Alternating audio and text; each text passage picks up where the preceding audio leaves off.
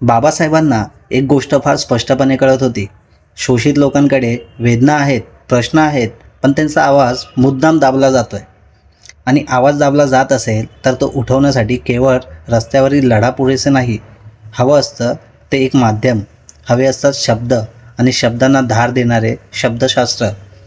म्हणूनच 31 जानेवारी 1920 रोजी मराठी वृत्तपत्र मूकनायक जन्माला आलं.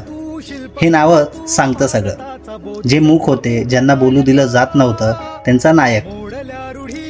या पत्रातून शोषितांची वेदना बोलू लागली, तक्रारी शब्दात उतरल्या आणि प्रश्नांनी सत्तेला अस्वस्थ करायला सुरुवात केली. मूकनायकचे संपादन स्वतः बाबासाहेब करत होते आणि या धाडसी प्रयत्नामागे उभं होतं राजर्षी छत्रपती शाहू महाराज यांचं भक्कम पाठबळ.